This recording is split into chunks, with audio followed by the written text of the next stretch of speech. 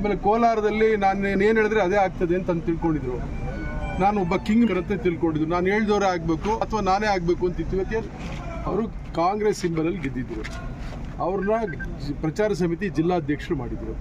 ಅವರು ಚುನಾವಣೆ ಪೂರ್ವದಲ್ಲಿ ಒಂದು ವಾರ ಇದ್ದಂಗೆ JDSಗೆ ಅಧಿಕೃತವಾಗಿ ಹೋಗಿ ಕುಮಾರಸ್ವಾಮಿ ಅವ್ರ ನಿವಾಸದಲ್ಲಿ ಸೇರಿದ್ರು. ಅದಾದಮೇಲೆ ಕಾಂಗ್ರೆಸ್ ಪಕ್ಷದಿಂದ ಅವ್ರನ್ನ ಎಕ್ಸ್ಪೆಲ್ ಮಾಡಿದ್ದಾರೆ. ಕಾಂಗ್ರೆಸ್ ಪಕ್ಷದ ಬಗ್ಗೆ ಮಾತಾಡಿ ಅವ್ರಿಗೆ ನೈತಿಕತೆನೇ ಇಲ್ಲ. ಹೌದು, ಕಾಂಗ್ರೆಸ್ ಸಿಂಬಲ್ ಅಲ್ಲಿ ಗೆದ್ದವ್ರಿಗೆ ವಿಪ್ ಕೊಡೋದು ನಮ್ಮ ಇದು ಸಂಪ್ರದಾಯ ಅಲ್ಲ. ಅದು ಸಂವಿಧಾನಿಕ ಅವಕಾಶ ಇರ್ತಕ್ಕಂಥದ್ದು. ಆಂಟಿ ಡಿಫೆಕ್ಷನ್ ಲಾ ಅಲ್ಲಿ ಅವಕಾಶ ಇರ್ತದೆ. ಯಾರು ಯಾವುದೇ ಪಕ್ಷದಲ್ಲಿ ಗೆದ್ದಿದ್ರೆ ಯಾವ ಪಕ್ಷದಲ್ಲಿ ಗೆದ್ರೆ ಅವ್ರಿಗೆ ಕೊಡ್ತಾರೆ. ಅವ್ರು ಬೇರೆ ಪಕ್ಷದಲ್ಲಿ ಸೇರಿದ್ರು ಕೂಡ ಕೊಡ್ತಾರೆ. ಬಟ್ ನಮ್ಮ ಪಾರ್ಟಿಯಿಂದ ಅವ್ರಿಗೆ ಎಕ್ಸ್ಪೆಲ್ ಮಾಡಿದ್ದೀವಿ. ಹಂಗಾಗಿ ಅವರನ್ನ ಸಭೆಗೆ ಕರೆದಿಲ್ಲ. ಏನು ಶಾಸಕರ ನಿವಾಸದಲ್ಲಿ ಸಭೆ ನಡೀತು, ಆ ಸಭೆಗೆ ಅವರೊಬ್ಬರನ್ನ ಬಿಟ್ಟು ಇನ್ನೆಲ್ಲ 11 ಜನರನ್ನು ನಾವು ಸಭೆಗೆ ಕರೆದಿದ್ವಿ. ಎಲ್ಲರೂ ಕೂಡ ಬಂದಿದ್ರು.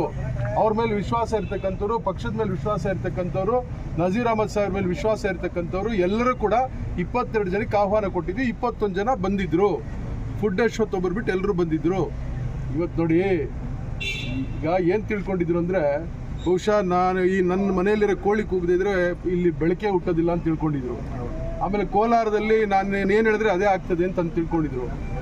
ನಾನು ಒಬ್ಬ ಕಿಂಗ್ ಅಂತ ತಿಳ್ಕೊಂಡಿದ್ರು. ನಾನು ಹೇಳ್ದವರೇ ಆಗಬೇಕು ಅಥವಾ ನಾನೇ ಆಗಬೇಕು ಅಂತಿತ್ತು. ಇವತ್ತೇನು